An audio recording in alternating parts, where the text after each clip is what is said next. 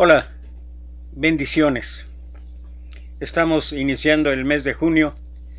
Gracias a Dios, solamente por la gracia de Dios, entre todos los memes, las frases que pululan en las redes sociales, está que ahora ya se acabó el quédate en casa, pero que ahora lo sustituyó por el sálvese quien pueda, porque entramos en otra etapa de esta cuarentena, de esta pandemia, y bueno, va a haber un tanto más de libertad para poder realizar muchas actividades diversas. Algunos regresarán tal vez a sus oficinas a trabajar, pero obviamente manteniendo el cuidado que se requiere y se necesita para que no existan más contagios y etcétera. Bueno, eso no me corresponde a mí porque no soy experto en salud, pero lo único que sí sé es que de una u otra manera debemos mantener los principios y las recomendaciones de nuestras autoridades.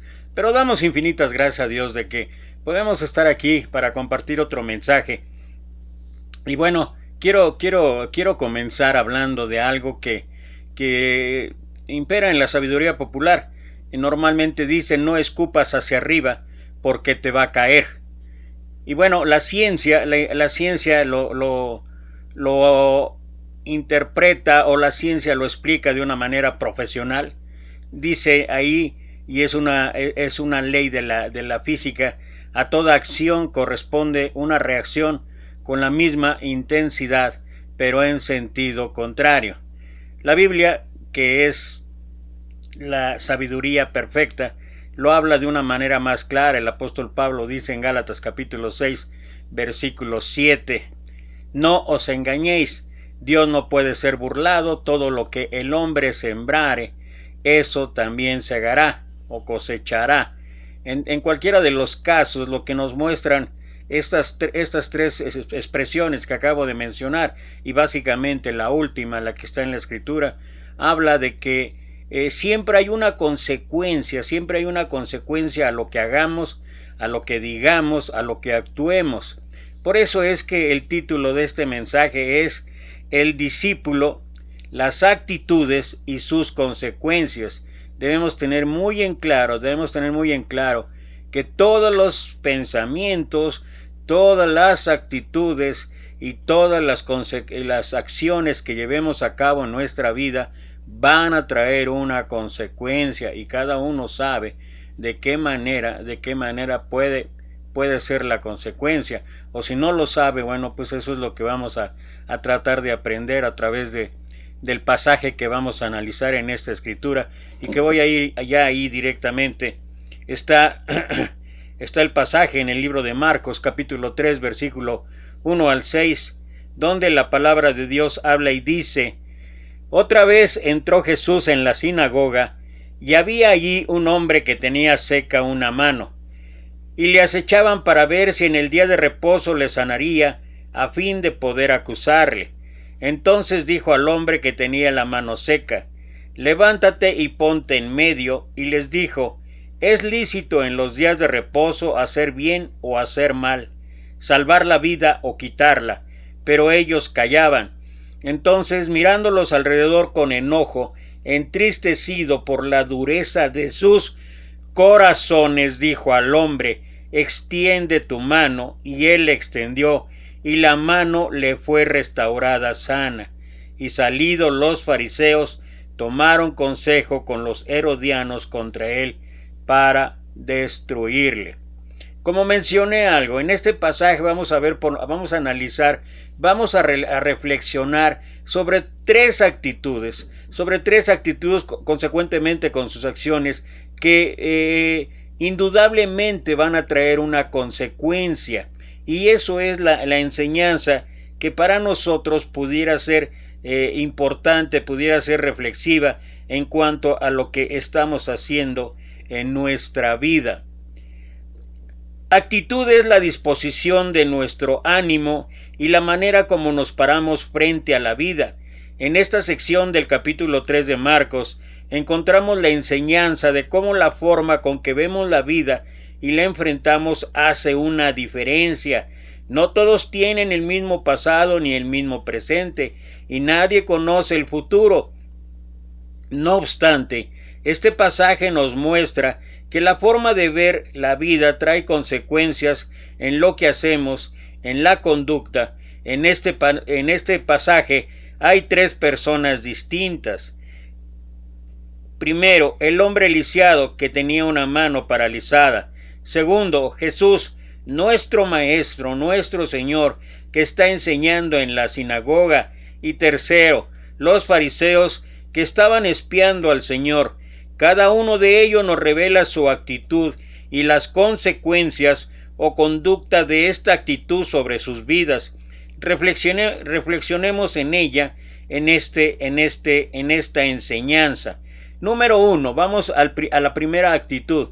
Número 1, el hombre de la mano paralizada. Dice que estaba ahí nuestro Señor y otra vez entró en la sinagoga y había ahí un hombre que tenía una mano paralizada.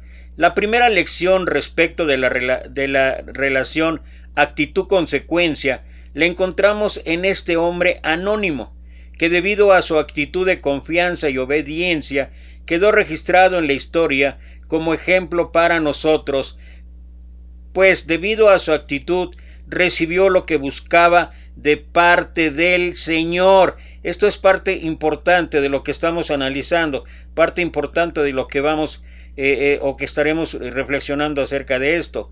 Mano paralizado. Algunos autores sugieren que no era un problema de nacimiento, sino que tal vez era producto de un accidente que incapacitó a este hombre y le impedía trabajar. Mano paralizada o mano seca quiere decir que los nervios de su mano derecha se habían recogido y no la podía usar en la vida cotidiana. Sin embargo, los tres pasajes sinópticos nos revelan algo de él. Tenía seca la mano derecha, pero no el corazón. Este estaba fresco, esperando la oportunidad de creer y confiar que la situación podía cambiar. No sabemos cuánto tiempo este hombre llevaba frecuentando la sinagoga, y de algo podemos estar seguros: ahí no iba a encontrar la sanidad, pero al parecer buscaba algo más que la sanidad física. Estaba en el lugar justo, en el momento justo, con la persona justa. ¿O Jesús va a la sinagoga por él? No lo sabemos, pero los pasajes paralelos nos revelan algo de información de este hombre. Era un hombre devoto, era un hombre creyente, era un hombre obediente, supo esperar, supo confiar en Jesús y se dejó usar por el Señor. Fíjate, voy a repetir cada una de estas cuestiones porque esto tiene validez para nuestra vida. Era devoto, o sea, era un hombre consagrado. Si quieres la palabra devoto utilizada en otro término, era un hombre consagrado, era un hombre que de verdad le interesaban las cosas de Dios. Era creyente, o sea, él creía, a pesar de que tal vez no tenía la esperanza de ser sanado allí en la sinagoga. Sin embargo, él sabía que en la sinagoga era una parte donde podías hablar con Dios, donde podía ocurrir el milagro de que de alguna forma él pudiera encontrar sanación, de que a través de la relación con Dios, igual para nosotros, podemos esperar que nuestra vida cambie. Fue obediente. ¿Por qué fue obediente? Porque en medio de un clima de aspereza, en medio de un clima que cada día se volvía más difícil por la presión de los fariseos, por recordar que ellos eran los líderes religiosos, por recordar que ellos tenían el poder en ese momento de expulsar a quien ellos quisieran si no estaba de acuerdo con lo que ellos pregonaban o lo que ellos enseñaban. Y aún así él obedeció a nuestro Señor Jesús. Supo esperar. Él tal vez igual que muchos otros ejemplos ahí en el ministerio de nuestro Señor, él pacientemente sabía que en algún momento la vida podía cambiar para él. Nosotros estamos igual, en algún momento esperamos que nuestra vida cambie, que nuestra situación cambie, cualquiera que sea esta, situación económica, situación familiar, situación emocional, incluso situación espiritual, y debemos aprender. Los que esperan en Jehová tendrán nuevas fuerzas, levantarán alas como las águilas, correrán y no se cansarán, caminarán y no se fatigarán. Es importante esperar en el Señor. Lo que cité fue Isaías capítulo 40, versículo 31. Supo confiar en Jesús. ¿Cuántos de nosotros, sobre todo ahorita en esta etapa que estamos viviendo, con esta pandemia, con esta situación crítica, difícil, con tantas cosas que ya no sabe uno ni para dónde voltear, ni qué escuchar, porque son tantas las teorías que han salido y la mayor parte de ellas son situaciones que conducen al temor, al miedo, son situaciones, sobre todo de la manera en que se han enfocado. He tenido la oportunidad pues en este tiempo en que ya final, y lo hago casi de noche, porque realmente ya llega las 9, 10, 11 de la noche, no es que no pueda dormir, pero aprovecho para ver algunas series que me pueden ayudar, que me pueden hacer reflexionar. Recientemente vi una, se llamaba Recursos Inhumanos, no la estoy recomendando, pero si quieren vean, es una serie de 6 capítulos, pero habla específicamente de las personas desempleadas, sobre todo las personas que pasan los 50 años, que ya no hay oportunidad laboral, ya no hay oportunidad de trabajo, es más que son utilizados. Y esto es algo que está pasando, y esto es algo que dentro de la pandemia es lo que más se ha mencionado, que nos quieren eliminar a todos aquellos, particularmente los de la tercera edad. Entonces cada vez que abro los ojos busco si no hay un comando por ahí esperando. Bueno, esto es broma, pero en realidad eso es lo que ha pasado, y sobre todo el miedo para aquellos que tenemos o que estamos en esa etapa de nuestra vida, de la tercera edad. Pero fíjate, a final de cuentas, morimos bebés, niños, adolescentes, adultos, más adultos, tercera edad y quien sea, porque así es la situación. Pero bueno, solamente era de una u otra manera reflexionar acerca de esto. Y luego se dejó usar por el Señor. Y yo creo que esta es una de las cuestiones que más nos debe hacer mella en nuestro ánimo, en nuestra vida, a la manera en que podamos, a la manera en que Dios nos haya dotado de habilidades, de talentos, de conocimiento, de cualquiera que sea la situación en tu vida o en mi vida, cualquiera que sea esta, pero lo importante es que podemos ser utilizados por el Señor. Muchas veces he mencionado esto. Allá en el Antiguo Testamento, Dios utilizó un burro para advertir al profeta. ¿Te acuerdas? ¿Te acuerdas la historia? Un burro. Y para nosotros el burro es el animal solamente de carga, que no sirve para otra cosa. Y si vamos al Nuevo Testamento, en el ministerio de Jesús, ¿en qué entró nuestro Señor a Jerusalén de manera triunfante? Sobre un burro. O sea, no es con todo respeto, no quiero decir con esto, porque finalmente Corintios 1:26 habla y dice que lo vil y menospreciado, lo débil, ha escogido Dios para avergonzar a todos. O sea, nuestra capacidad viene de Dios, y lo importante de todo esto es que nosotros podamos entender que de verdad, cualquiera que sea tu situación, cualquiera que sea tu circunstancia, puede ser usado grandemente por el Señor, en cualquier sentido. Si vas a Corintios, si vas a Romanos, ahí te especifica si tienes el don a veces el don simplemente de escuchar. Es un don que hace mucha falta hoy en día.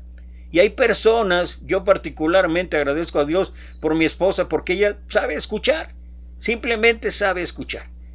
Y de verdad, hoy necesitamos gente así, hoy necesitamos gente que sepa escuchar, porque la mayor parte de nosotros, al menos para mí, para que me callen, se tardan un poquito. Pero de verdad, entonces cualquiera que sea tu don, cualquiera que sea tu habilidad, cualquiera que sea tu talento, déjate usar por el Señor. El Señor tiene grandes planes para tu vida. ¿Cuál fue la consecuencia de esta actitud en la vida de este hombre? Entonces, mirándolos alrededor con enojo, entristecidos por la dureza de sus corazones, dijo al hombre: extiende tu mano. Y él extendió, y la mano le fue restaurada sana. La consecuencia de la confianza y obediencia fue que este hombre salió de la sinagoga sano de su mano. Su mano le fue restaurada al instante por el Señor, en presencia de todos los presentes en la sinagoga. Y en verdad que se me hace increíble cómo es que nuestro Señor puede actuar y cómo es que los resultados a veces en muchas ocasiones son de inmediatos. Y si no fuera así, no te preocupes, no te preocupes, porque Jeremías capítulo 29 versículo 11 en adelante dice: yo sé los pensamientos que tengo acerca de vosotros, pensamientos de paz y prosperidad, para darles un futuro lleno de esperanza. Así es como habla la traducción lenguaje actual ahí en Jeremías. Entonces podemos esperar que de una u otra manera Dios tiene grandes planes y Dios tiene grandes recompensas. Hebreos 11:6, fíjate, dice: sin fe es imposible agradar a Dios, porque es necesario que el que se acerca a Él crea que existe y que es, nota esto, galardonador de los que le buscan. O sea, el encontrar, el buscar, el saber que Dios siempre tiene un premio, siempre tiene algo positivo, siempre tiene maravillas para nuestra vida, en cualquier sentido, en cualquier forma, en cualquier manera. Y eso es lo más increíble, el que nosotros, cuando nos dejamos usar, cuando tenemos confianza y obediencia a Dios, nuestra vida realmente puede cambiar. Me encanta esta reflexión. Un hombre dormía en su cabaña cuando de repente una luz iluminó la habitación y apareció Dios. El Señor le dijo que tenía un trabajo para él y le mostró una gran roca frente a la cabaña. Le explicó que debía empujar la piedra con todas sus fuerzas. El hombre hizo lo que el Señor le pidió día tras día. Por muchos años, desde que salía el sol hasta el ocaso, el hombre empujaba la fría piedra con todas sus fuerzas y ésta ni siquiera se movía. Todas las noches el hombre regresaba a su cabaña muy cansado y sintiendo que todos sus esfuerzos eran en vano. Satanás decidió entrar en el juego, trayendo pensamientos a la mente del hombre. Has estado empujando esa roca por mucho tiempo y no se ha movido. Le dijo que la tarea que le había sido encomendada era imposible de realizar y que él era un fracaso. Estos pensamientos incrementaron su sentimiento de frustración y desilusión. Satanás le dijo: ¿por qué esforzarte todo el día en esta tarea imposible? Solo haz un mínimo esfuerzo y será suficiente. El hombre pensó en poner en práctica esto, pero antes decidió elevar una oración al Señor y confesarle sus sentimientos. Señor, le dijo, he trabajado duro por mucho tiempo a tu servicio, he empleado toda mi fuerza para conseguir lo que me pediste, pero aún así no he podido mover la roca ni siquiera 1 milímetro. El Señor le contestó: ¿qué pasa? No he podido mover la roca ni por 1 milímetro. ¿Qué pasa? ¿Por qué he fracasado? El Señor le respondió con compasión: querido hijo, cuando te pedí que me sirvieras y tú aceptaste, te dije que tu tarea era empujar la roca con todas tus fuerzas y lo has hecho. Nunca dije que esperaba que la movieras. Tu tarea era empujar. Ahora vienes a mí sin fuerzas a decirme que has fracasado, pero ¿en realidad fracasaste? Mírate ahora. Tus brazos están fuertes y musculosos, tu espalda fuerte y bronceada, tus manos callosas por la constante presión, tus piernas se han vuelto duras. A pesar de la adversidad, has crecido mucho y tus habilidades ahora son mayores que las que tuviste alguna vez. Cierto, no has movido la roca, pero tu misión era ser obediente y empujar para ejercitar tu fe en mí. Eso lo has conseguido. Ahora, querido hijo, yo moveré la roca. Y en verdad me encantó esta reflexión, porque me hace pensar en lo que el apóstol Pablo escribe ahí en Efesios capítulo 3 versículo 20, y aquel que es poderoso para hacer mucho más abundantemente de lo que pedimos o creemos, según el poder que actúa en nosotros. Lo que tú creas es lo que vas a conseguir, lo que tú creas es lo que vas a lograr. Y si tú crees que estás amando, adorando, si estás rindiéndote, humillándote ante un Dios soberano, ante un Dios todopoderoso, ante un Dios creador del universo y de la galaxia, ¿sabes qué? Tu fuerza, tu ímpetu, tu trabajo puede ser el más grandioso de todos. ¿Y sabes por qué? Porque no lo haces.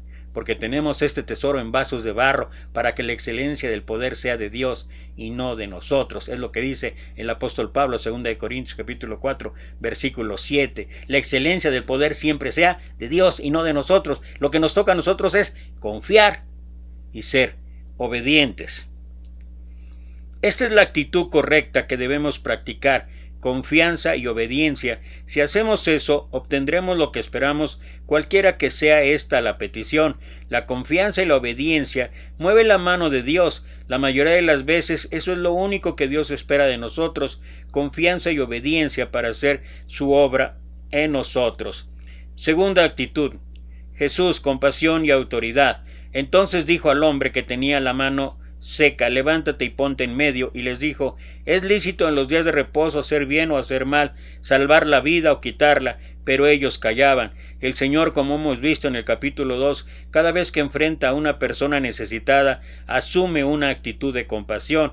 Pero en esta sección vemos que hace algo más. También hemos dicho que la hostilidad de los fariseos iba en aumento y que el legalismo del judaísmo poco a poco se iba enfrentando a Jesús. Esta es la segunda vez que Jesús entra en conflicto con el día sábado. En el capítulo anterior, Él se declara Señor del sábado. En este pasaje lo expresa en la práctica. Otra persona en esta situación, sabiendo que los fariseos los piaban, habría evitado la confrontación.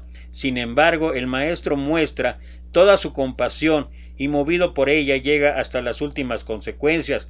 Los fariseos preguntan al Señor: ¿es lícito sanar en el día de reposo? Pero Él no responde esta pregunta. Su respuesta fue otra pregunta: ¿es lícito en el día de reposo hacer bien o hacer mal, salvar la vida o quitarla? Si era lícito hacer bien, entonces sanar estaba permitido. Si estaba permitido salvar la vida, también estaba permitido sanar. Los fariseos callaron largo rato porque no sabían qué responder. Ahí mismo en el libro de Mateo, en el pasaje paralelo, capítulo 12, el Señor hace una comparación entre un hombre y un animal, una oveja, y dice que todos sacarían su oveja de un hoyo si ésta cayere. Con mayor razón un hombre, pues éste tiene mayor valor. La actitud de compasión del Señor lo insta a romper con el legalismo de su época, lo hace granjearse el odio de los religiosos, pero no cede. Su compasión le insta a usar toda la autoridad sobre el día sábado, el legalismo, la naturaleza, la sanidad del hombre. La compasión, en oposición al legalismo, le produce dolor al Señor. Entonces, mirándolo alrededor con enojo, entristecido por la dureza de sus corazones, dijo al hombre: extiende tu mano, y él le extendió, y la mano le fue restaurada sana. Un comentarista dice que el enojo del Señor fue breve y que su tristeza fue duradera. Me llama la atención el precio emocional que el Señor pagó frente a los reiterados ataques. Enojo y tristeza se parece al despecho, solo que en el Señor no hubo jamás el deseo de venganza, pero esta mezcla de enojo y dolor es el resultado de una ofensa.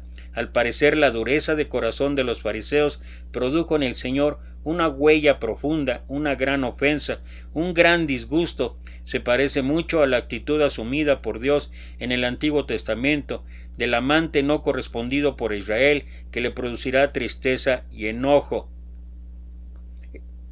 El dueño de una tienda estaba clavando un anuncio en su tienda que decía: se venden perritos, cuando de repente un niño apareció y le preguntó: ¿cuánto cuesta uno de estos perritos? El dueño contestó: dependiendo del perro, cuestan entre 2,000 y 10,000 pesos cada uno. El niño metió su mano en su bolsillo y sacó algunas moneditas y dijo: caray, solo tengo 100 pesos. ¿Me deja por lo menos ver y tocar uno de los perritos? El dueño se rió y dijo: por supuesto. Abrió la jaula y sacó uno de los perritos más lindos. El niño observó que uno de los perritos se escondía en el rincón de la jaula y que cojeaba. El niño preguntó: ¿y qué le pasa a ese perrito, señor? El dueño le explicó que tenía un problema en la cadera y que siempre sería cojo. El niño empezó a animarse y le dijo: ese es el perrito que deseo comprar. El dueño entonces dijo: no, hijo, no tienes que comprar ese perrito. Si lo quieres, simplemente te lo regalo. El niño apuntó con su dedo al dueño y dijo: no, señor, no quiero que me regale este perrito. Este perrito tiene el mismo valor que cualquiera de los otros perritos, y yo estoy dispuesto a pagar el precio completo. Si usted está de acuerdo, le pago todo lo que tengo. los 150 pesos y le prometo pagar cada mes hasta completar el precio por el perrito. El dueño siguió insistiendo que no tenía que comprar este perrito. Es que no entiendes, niño, este perrito nunca podrá saltar y correr contigo como los demás animales. Para su gran sorpresa, el niño se levantó una de las piernas de los pantalones y le mostró el soporte de metal que reforzaba su pierna destrozada por el polio. Yo tampoco salto y corro bien, dijo el niño con voz muy suave, y este perrito necesitará a alguien que le entienda bien. La compasión es ponerse en el lugar del otro. La verdadera compasión no es meramente sentimental, sino que impulsa a la acción. La compasión verdadera se compromete, paga un precio. La compasión enfrenta y soporta la oposición. Y yo creo que esta es una de las grandes enseñanzas que nosotros podemos aprender en cuanto a lo que estamos realizando, las actitudes, pensamientos, acciones que estamos llevando a nuestra vida. Esto de ponerse en los zapatos del otro es algo grandioso. Cuando tú vas a Filipenses capítulo 2, desde el versículo 1, pero especialmente el 5, haya pues en vosotros este sentir que hubo también en Cristo Jesús, el cual siendo en forma de Dios no se aferró. Y ahí sigue hablando y diciendo todo lo que hizo, haciéndose obediente hasta la muerte y muerte de cruz, tomando forma de siervo, hecho semejante a los hombres. O sea, si él fue capaz de hacer eso, ¿por qué nosotros no actuamos de la misma manera? Finalmente, la tercera actitud, los fariseos, que es igual a condena, legalismo. Esta es la tercera actitud que también trae consecuencias. Esta actitud es la de condena, la actitud religiosa que enfatiza lo externo, el legalismo por sobre lo interno, religión por relación, tradición por comunión. En la sección anterior, en el capítulo 2, ya vemos cómo los fariseos insistían en que Jesús cumpliera el día sábado. Ahora, cuando el Señor sana a este hombre y demuestra en la práctica su señorío, la actitud de condena de los fariseos traería consecuencias sobre la vida del Señor. Veamos lo que encontramos de los fariseos en este pasaje. Primero, y lo acechaban. En el original lo miraban de cerca. Su actitud era la de buscarle la quinta pata al gato. Eran quisquillosos, susceptibles, eran acusadores, buscaban habitualmente el error de otros para enroscarlo o para encontrar un error en él. Guardaban en la tradición como su mayor expresión religiosa el sábado. Eran duros de corazón, implacables con las personas, eran conspiradores. Esta actitud traía serias consecuencias en la vida de ellos y la de otros. En sus propias vidas, esta manera de vivir producía hipocresía, orgullo espiritual, mirar en menos a las personas, desvalorizar la vida hasta el punto que no les interesó en lo más mínimo la sanidad del hombre. Toda su preocupación fue que Jesús le había sanado en el día sábado, y esa actitud se repite en ellos durante todo el tiempo de su ministerio hasta que finalmente mataron al Señor. Este tipo de religión esclavizaba a las personas, las sometía a un sinnúmero de reglas que no eran capaces de cumplir, con la consecuencia, culpa y frustración. Encontramos 4 tipos de legalismo por lo menos. Una confianza en nuestras propias acciones, creyendo que con ellas merecemos la gracia de Dios, en lugar de confiar en el nombre de Jesús y su obra en el Calvario. Número 2. Intentar establecer una relación con Dios basada en las obras, en lugar de basarla en la fe. 3. Confundir las convicciones, persuasiones personales con los mandamientos bíblicos, atribuyendo la misma autoridad para ambas categorías. Y 4. Imponer normas morales extrabíblicas sobre los demás cristianos. Aquí tenemos 8 marcas para identificar el legalismo. Número 1. La falta de verdadera alegría. Número 2. No hay victoria sobre el pecado. Número 3. Esfuerzo por hacer cosas externas. Número 4. Una actitud crítica, falta de amor hacia los demás. Número 5. enfoque obsesivo en las normas externas de vestidos o la conducta. Número 6, énfasis en la tradición religiosa. Número 7, una actitud sectaria hacia los demás cristianos. Y número 8, no hay seguridad de salvación. ¿Cuál es la aplicación? La actitud de condena legalista puede parecer muy espiritual, pero no lo es. Jesús declara que su propósito es salvar a las personas y no condenarlas. La vida de las personas es más importante que la tradición. La compasión es más importante que todas las formas.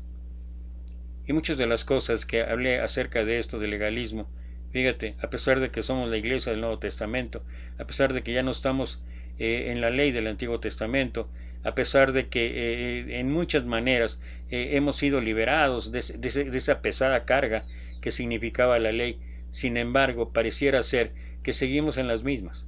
Pareciera ser, para empezar, que tenemos corazones endurecidos. Pareciera ser que no soportamos, confundimos ampliamente el concepto santidad.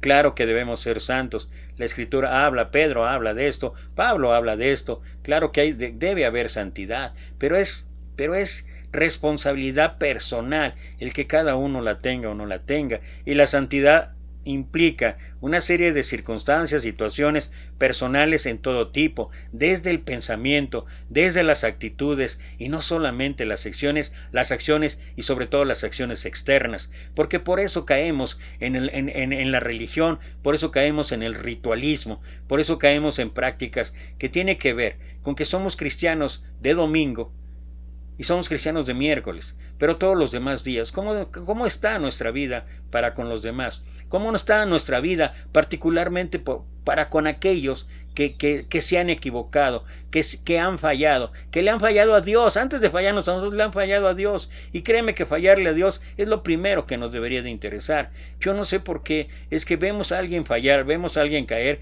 y pareciera ser que en lugar de querer restaurar, en lugar de querer ayudar, y tenemos 1000 argumentos y usamos la sana doctrina, ¿para qué? Para pisotear, para aplastar, para destruir, primero derribar y luego destruir. Y pareciera ser que es más importante que aquel que ha fallado o aquella que ha fallado quede bien primero con nosotros.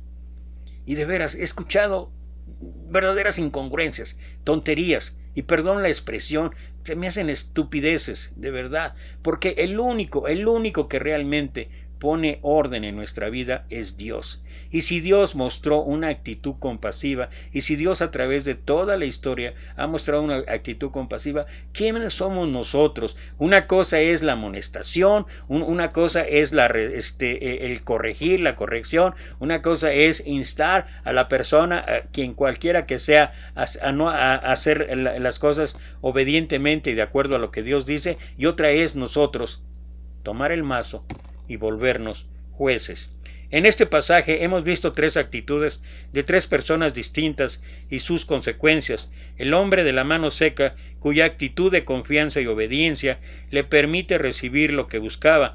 Jesús, cuya actitud compasiva sigue siendo nuestro ejemplo y que le permite una vez más sanar a una persona y al mismo tiempo reprender una vez más a los fariseos. Y finalmente los fariseos legalistas, cuya actitud de condena traía como consecuencia la esclavitud de las personas, el mirar en menos la vida de las personas y colocar su tradición por sobre la misericordia. Y yo creo que este es uno de los puntos principales que debe de existir en cuanto a la reflexión. Solamente ya para terminar, no me quiero ya ampliar demasiado, pero solamente, fíjate, allá en el Antiguo Testamento. Ese texto, además, no sé en muchas congregaciones, pero en la congregación donde yo nací, era una alabanza que cantábamos. Misericordia quiero y no sacrificio. Dice Oseas capítulo 6, versículo 6, porque misericordia quiero y no sacrificio, y conocimiento de Dios más que holocaustos. Ve la diferencia. Misericordia quiero y no sacrificio, y conocimiento de Dios más que holocaustos. ¿Y qué es el conocimiento de Dios?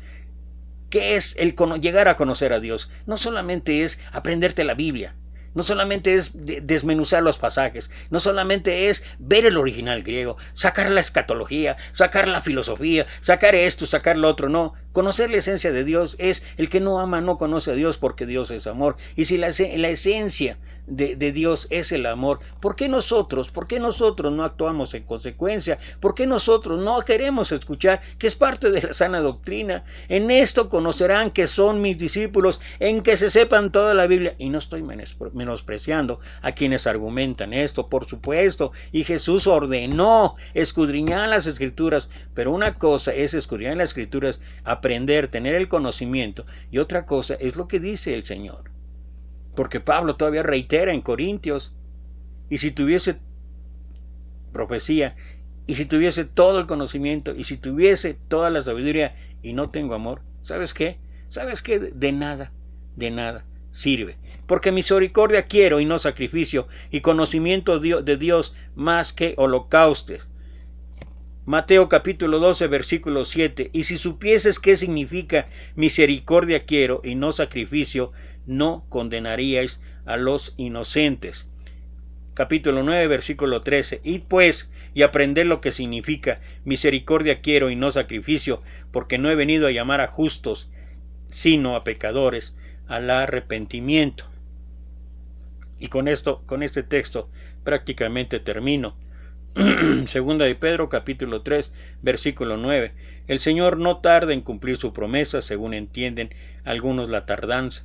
Más bien Él tiene paciencia con ustedes, porque no quiere que nadie perezca, sino que todos se arrepientan, o todos procedan al arrepentimiento. Sé que es muy difícil para nosotros, en el sentido legalista, aceptar que la misericordia es una de las características principales de nuestro Señor. Ya hablé acerca del amor, pero creo que el amor se muestra en la compasión, en la misericordia, y finalmente, como hemos reiterado y como yo empecé, las actitudes, las acciones traen consecuencias, y si alguien ha obrado de una manera incorrecta, si alguien ha hecho las cosas mal, Dios al que ama disciplina y azota a todo aquel que recibe por hijo. Hay ocasiones en que nosotros queremos tomar la justicia en nuestras manos, y eso es lo difícil de aplicar misericordia, de aplicar compasión, y dependiendo del caso, y dependiendo de las circunstancias, y dependiendo de la situación, y dependiendo del propio estatus, es lo que nos lleva a algunas ocasiones a querer apresurar los tiempos, a querer decir: no, es que tiene que confesar, no, es que tiene que arrepentirse, no, es que tiene esto, no, es que tienen los otros. Yo no sé qué hubiéramos hecho con David, no sé qué hubiéramos hecho con Salomón, no sé qué hubiéramos hecho con el mismo Abraham, que es conocido en el Nuevo Testamento, aunque es parte del Antiguo Testamento, es conocido en el Nuevo Testamento como el padre de la fe. ¿Qué hubiéramos hecho ante sus errores, ante sus fallas, ante sus equivocaciones? Qué bueno que nosotros no nos tuvimos que encargar de eso. Qué bueno que aquellos que somos maestros de la ley, que aquellos que practicamos la sana doctrina, no tuvimos que encargarnos, porque si no, ni siquiera estarían en la historia de la Biblia ni David, ni Salomón, ni Abraham, entre otros, y hay muchísimos más. Y en el Nuevo Testamento también lo mismo. Lo importante de todo es que precisamente lo que el Señor hizo. El Señor: id pues y aprended lo que significa misericordia quiero y no sacrificio.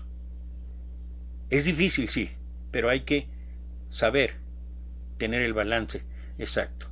Hay que aplicar la disciplina, sí, pero hay que recordar,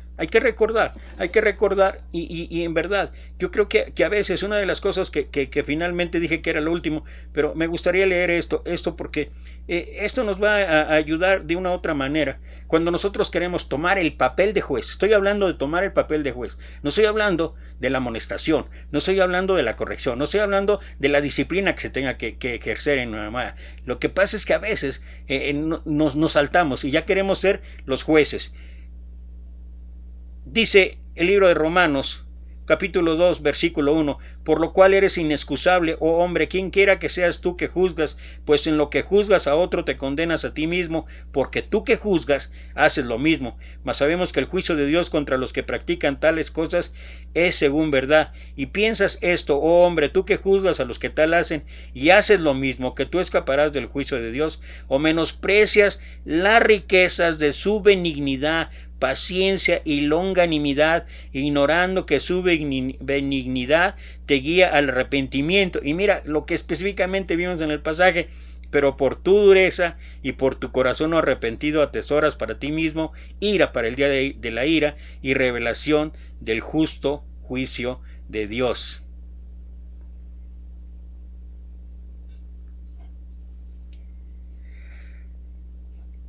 Creo que la enseñanza es clara, pero es decisión de cada uno. Nadie de nosotros puede marcar a otro, nadie de nosotros puede forzar a otro a llevar a cabo determinada acción. Hoy hemos visto 3 actitudes con consecuencias ineludibles, inevitables. La actitud de confianza y obediencia de parte del hombre que estaba paralizado de su mano, la actitud compasiva de nuestro Señor o la actitud legalista de los fariseos. Un discípulo analiza, reflexiona las actitudes y las consecuencias que esto puede traer a su vida. Yo espero que escojas la mejor actitud. Gracias otra vez. Gracias otra vez por estar aquí en este mensaje. Recuerda que estaremos mientras el Señor disponga. Si hay algún cambio, porque entre yo en alguna otra actividad, que yo espero que sea pronto, una actividad laboral, pero sea la hora que sea, pero por lo pronto 2:30 de la tarde nos veremos aquí. Es la cita para compartir esta serie de mensajes cuyo título es Discípulo. Mientras tanto, pues te mando un millón de bendiciones. Hasta pronto.